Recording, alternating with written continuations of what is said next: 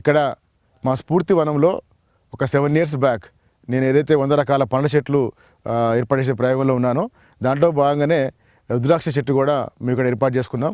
దీన్ని ఇక్కడ మా వరంగల్లో ఉన్నటువంటి అటల్ సాహెబ్ నిర్మల నర్సరీ వాళ్ళు కడియం నుంచి తెప్పడం జరిగింది వాళ్ళు. సో మొత్తం మీద ఇది చెట్టు ఏర్పాటు చేసి ఇది 7th year. ఇప్పుడు దాకైతే ఎప్పుడు పూత రాలేదు, కానీ మొన్న ఆగస్టు నెలలో మొట్టమొదటిసారిగా పూత వచ్చింది దీనికి. అయితే ఈ పూత కూడా అంటే మామూలుగా రుద్రాక్ష అనేది ఎక్కడనో హిమాలయ పర్వతాలలో నేపాల్ ప్రాంతాల్లో అరుదుగా ఉన్నటువంటి ఆ రుద్రాక్ష ఇక్కడ మన సౌత్ ఇండియాలో లేదా మన ముఖ్యంగా మన తెలుగు రాష్ట్రాలలో ఇది చాలా అరుదు, లేకపోతే అసలు నాకు తెలిసి అయితే ఉన్నట్టుగా లేదు మరి. సో అటువంటిది ఇక్కడ మా చేనులో రావడం తప్పనిసరిగా ఇది మాకు అదృష్టంగా భావిస్తూ ఉన్నాం. ఇది తప్పనిసరిగా శివుడి యొక్క దీవెలుగా మేము భావిస్తూ ఉన్నాం. సో మరి ఇక్కడ ఈ చెట్టు ఆగస్టు నెలలో మొట్టమొదటిసారిగా పూత వచ్చింది. అయితే ఈ వాతావరణానికి ఉంటుందా ఉండదా అని చెప్పని కూడా మాకు కొంచెం అనుమానం వచ్చింది. పూత వచ్చింది కానీ అది ఉంటుందా పోతా అన్న అనుమానం కూడా మాకు వచ్చింది. అయితే మనం ఇక్కడ చూస్తే కనుక చెట్టుకి ఎప్పుడైతే పొద్దున ఎండబడుతుందో అటుపక్క మాత్రమే నిలబడ్డాయి. మధ్యాహ్నం పూట ఎండబడేటువంటి సైడ్లో రుద్రాక్ష మొత్తం అంటే పూత మొత్తం కూడా రాలిపోయింది. అంటే అటుపక్క ఎండ ఉంటుంది కాబట్టి నిలబడి, ఇటుపక్క కొంచెం పొద్దున చల్లగా ఉంటుంది కాబట్టి ఇటుపక్క మాత్రం నిలబడ్డది.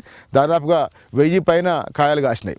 అయితే ఈ రుద్రాక్షని మనం చాలా పవిత్రంగా భావిస్తూ ఉంటాం కదా.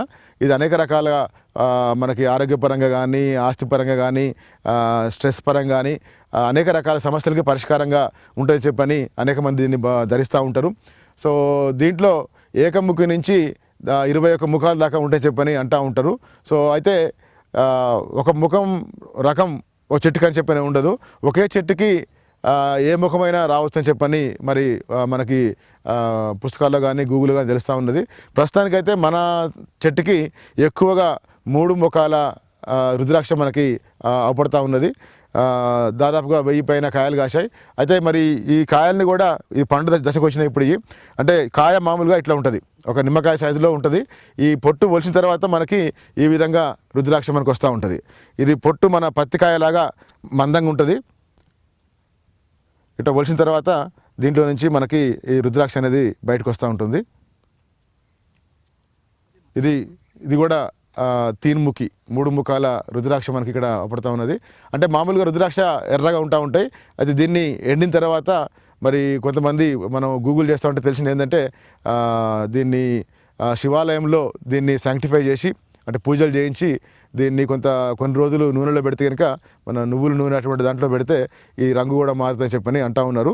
సో ఇది 3 ముఖాల రుద్రాక్ష ఇప్పుడు ఇది. సో ఈ విధంగా మందపు పొట్టు ఉంటుంది. ఈ పొట్టు తీస్తే ఇలా మనకి రుద్రాక్ష పెద్ద సైజులో పడుతూ ఉన్నది ఇది. సో ఇది ఒరిజినల్ రుద్రాక్ష కాబట్టి మనకు తప్పనిసరిగా దీని యొక్క ప్రభావం ఉంటుంది. సో ఇప్పుడు దాదాపుగా 500 దాకా చాలామంది చూస్తానికి వచ్చిన వాళ్ళు తెంపుకొని పోవడం జరిగింది. ఇంకా కూడా 500 పైనే ఉన్నాయి. సో వీటన్నిటి కూడా శివాలయంలో పూజలు చేయించి అందుబాటులో పెట్టాలని చెప్పని ఆలోచిస్తూ ఉన్నాం. మొత్తం మీద అంటే మరి ఇటు వాతావరణం అనుకూలం లేకపోయినా కానీ ఇక్కడ వచ్చిందంటే తప్పనిసరిగా అది ఒక అద్భుతంలాగా మనం భావించుకోవచ్చు. ఇప్పటిదాకా నాకు తెలిసి అయితే మరి మన తెలుగు రాష్ట్రాల్లో ఇటువంటి ఒరిజినల్ ఇంత పెద్ద రుద్రాక్ష ఉన్నట్టుగా అయితే నాకు ఎక్కడ దృష్టి రాలేదు. మేము దీన్ని పూర్తిగా సేంద్రియ పద్ధతిలోనే దీన్ని పెంచాం. అంటే ఘనజీవామృతము, ద్రవజీవామృతము, తర్వాత పూతపడ్డ తర్వాత పంచగావ్య వేసినాము. చెట్టు మటుకి ఎవర్ గ్రీన్ చెట్టు దాదాపుగా 20-25 ఫీట్ల ఎత్తు వచ్చింది. ఇది 7 years ఇంకా పెరుగుతూనే ఉంటుంది చెట్టు. ఇది ఎప్పుడు కూడా పచ్చనే ఉంటుంది. అప్పుడప్పుడు కొన్ని ఆకులు ఎర్రగా వచ్చి రాలుతూ ఉంటాయి, కానీ చెట్టు మటుకి ఎప్పుడు కూడా ఆకులు మొత్తం రాలిపోయే పరిస్థితి రాదు. ఎవర్ గ్రీన్ చెట్టు లాగానే మనం దీన్ని భావించుకోవచ్చు. ఇక్కడ పూతపడ్డ తర్వాత వెంటనే మళ్ళీ ఇంకొక 5-6 చెట్లు తీసుకొచ్చి నేను ఇక్కడ ఇదే తోటలో పెట్టుకోవడం జరిగింది. సో మొత్తం మీద ఈ రుద్రాక్ష అనేది మన తెలుగు రాష్ట్రాల్లో మా చేనులో రావడం నేను అదృష్టంగా భావిస్తున్నాను దీన్ని.